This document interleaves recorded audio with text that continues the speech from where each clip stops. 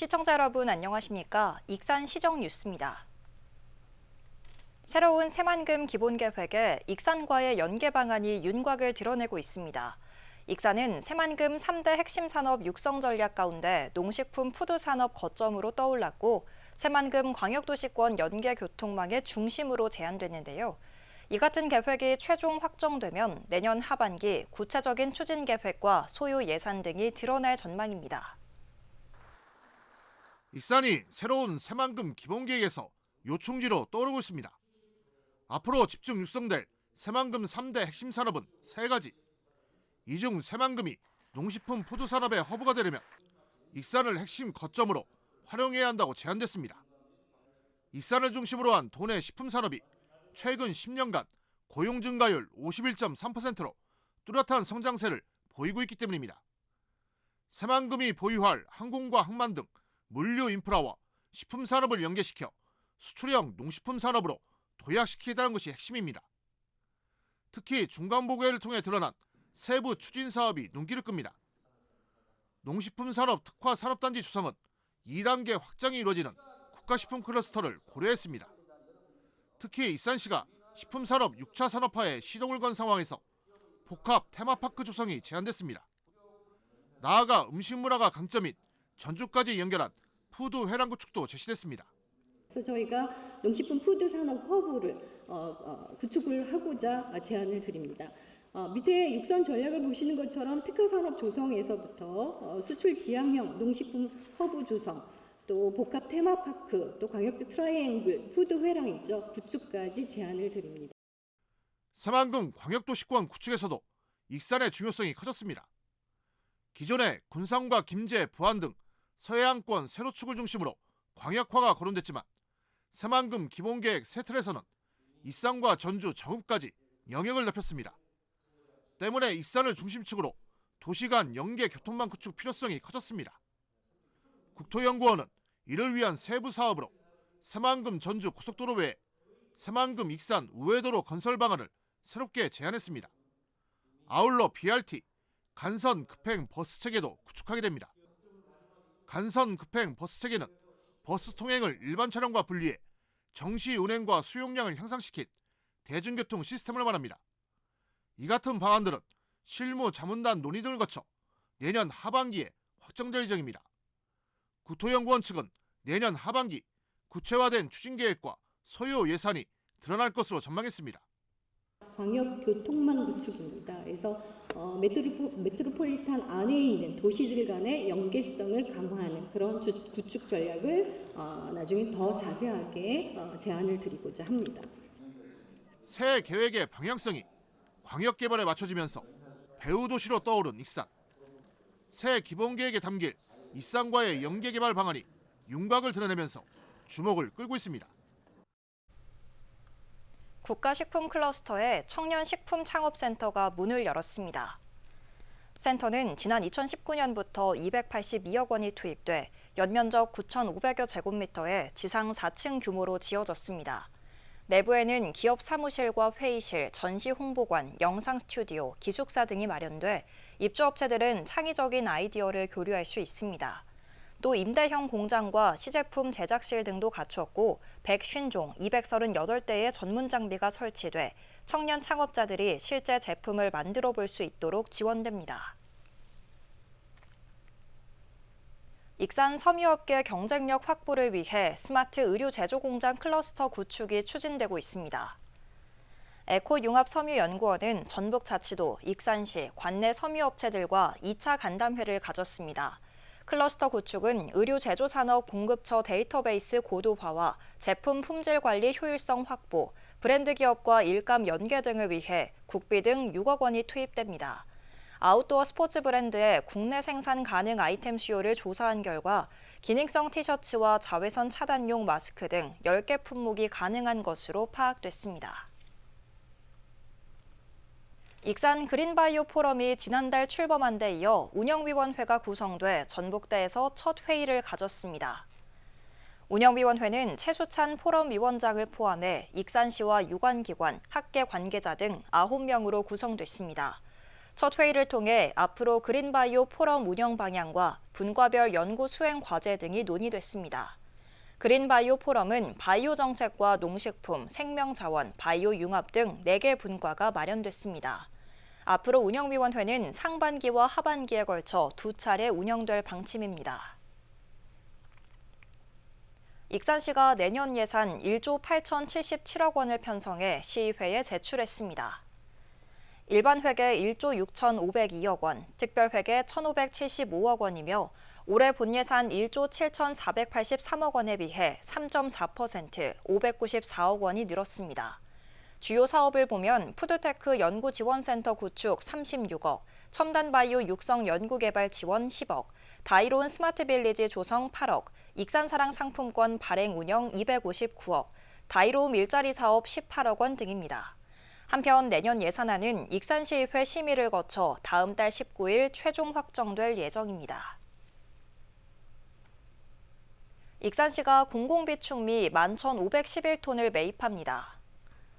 지난해보다 3,911톤이 늘었습니다. 세부적으로 보면 가루쌀 1,609톤, 산물벼 189톤, 건조벼 9,713톤입니다. 익산시는 벼 매입 직후 중간 정산금으로 포대당 4만 원을 우선 지급하고 차입금은 매입대금이 결정되는 다음 달 말에 지급합니다. 한편 태풍 등의 피해를 입은 벼는 다음 달 중순에 매입될 예정입니다. 정원율 익산시장이 국가예산 확보를 위해 주요 부처 설득 작업에 주력하고 있습니다. 정 시장은 이틀간에 걸쳐 국회와 기획재정부를 찾아 주요 사업을 설명하고 예산 반영 협조를 요청했습니다.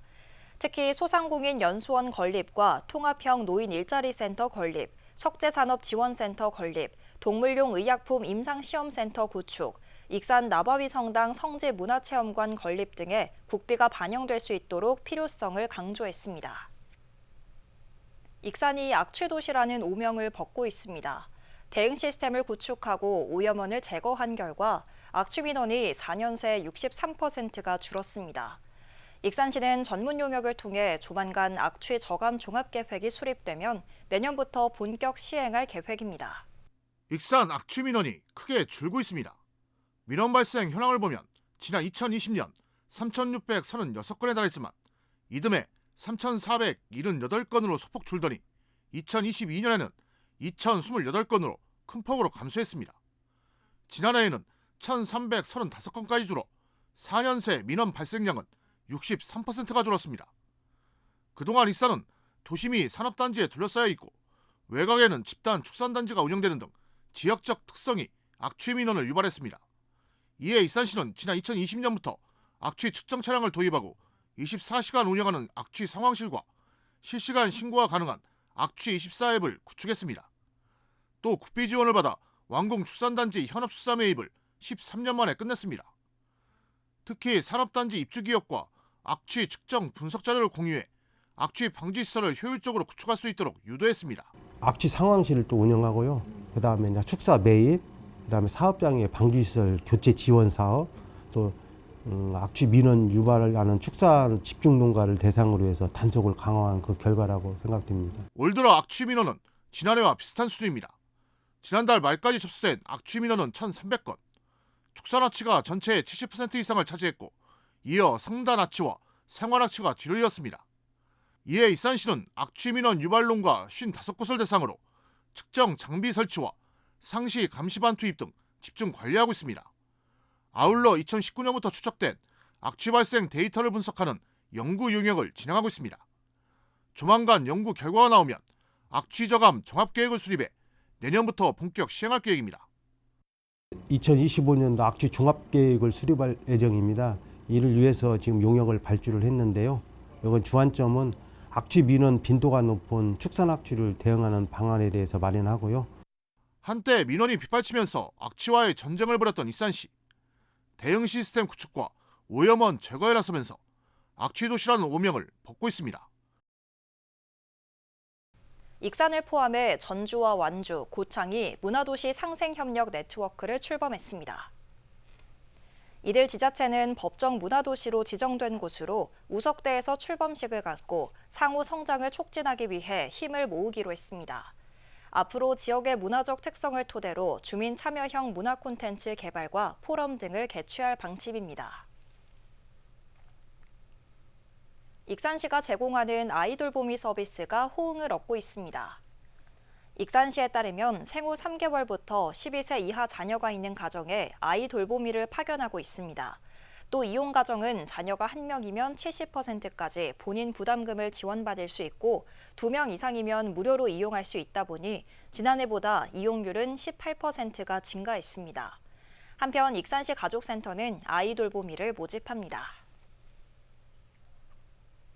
익산시가 주민들이 불안감을 호소하는 시내 어두운 곳에 LED 보안등을 설치합니다.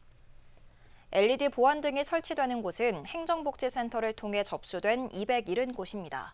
사업비는 3억 4천만 원이 투입되며 설치가 완료되면 주민들의 밤길 통행 편의성이 향상될 것으로 보입니다. 익산시가 진드기나 들쥐를 매개로 발생하는 발열성 질환과 관련해 농어업인 피해 지원 사업을 벌입니다. 이에 따라 쯔쯔 가무시병을 비롯해 중증 열성 혈소판 감소 증후군, 신증후군 출혈열, 렙토스피라증 등 4개 질병이 발병한 농어업인은 치료비를 지원받을 수 있습니다. 신청을 하면 1인당 70만 원 한도로 지원이 이뤄집니다. 익산시가 법인에 대해 세무조사를 진행해 지방세 30억 원을 추징했습니다. A 법인의 경우 아파트 건설 용지를 취득하면서 대출 취급 수수료 등을 적게 신고한 것이 밝혀져 1천만 원의 지방세가 추징되는 등 모두 30억 원 규모입니다. 이는 지난해 법인 세무조사를 통해 추징된 8억 원보다 4배 가까이 많은 겁니다. 한편 익산시가 법인 세무조사를 통해 거둬들인 지방세는 지난 5년간 130억 원입니다.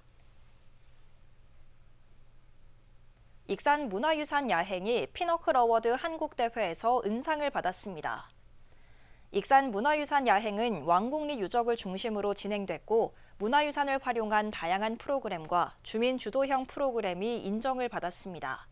피너클 어워드는 축제 올림픽으로 불리며 국내 대표 축제들이 치열한 경쟁을 펼치는 대회로 익산시는 3년 연속 수상의 기쁨을 안았습니다.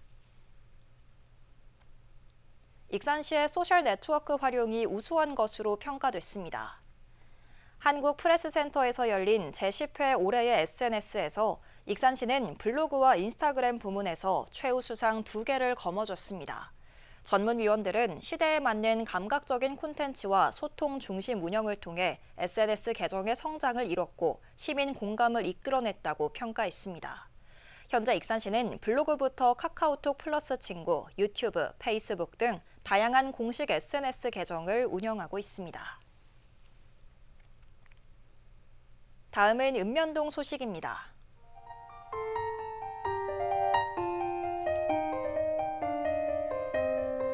평화동 지역사회보장협의체가 사랑의 김장김치 나눔 행사를 진행했습니다. 위원들과 적십자 봉사회원 30여 명은 취약계층 1인 가구를 위해 정성껏 준비한 김장김치를 직접 전달하며 안부를 살폈습니다.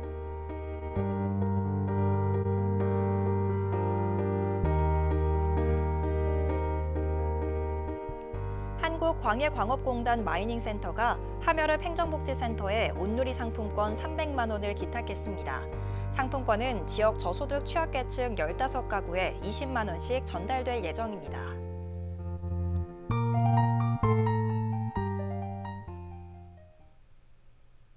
이것으로 익산 시정 뉴스를 마칩니다. 시청해주신 여러분 고맙습니다.